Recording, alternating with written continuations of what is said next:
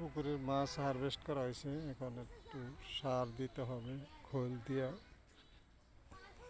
পুরো পানি পরিষ্কার করা হয় নাই, কিছু পুরান মাছ রয়ে গেছে, কিছু মানে পুরা পুকুর ক্লিয়ার করে নাই।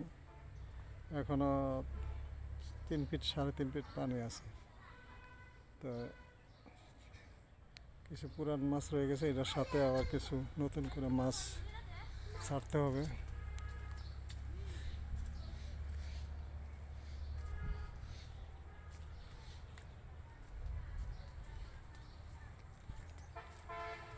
যেহেতু বর্ষা আসতেছে, বৈশাখ মাস জ্যৈষ্ঠ আষাঢ়, পানি বৃষ্টির পানি হবে। এখন আর পানি দিব না, যে 3 ফিট 3.5 ফিট পানি আছে, এক পুরুষ পানি আছে মাঝখানে।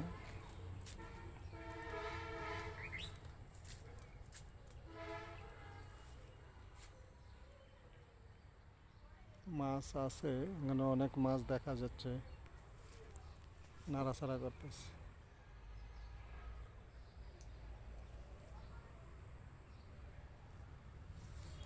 এই জায়গাটা পুকুর পাড় হলো বিশেষ প্রয়োজন, কারণ এখানে এই বর্ষা সিজনে এখান থেকে এই বাড়ির পানি, সোয়ারেজের পানি টানি পুকুর ভিতরে ঢুকবে।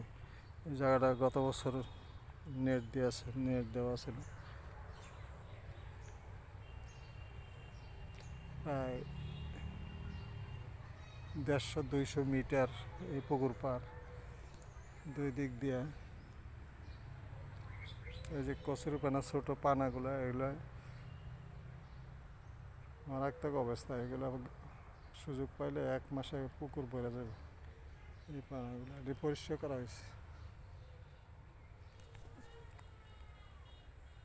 মাছ চাষ, ফিডের দাম অনেক বেশি, তো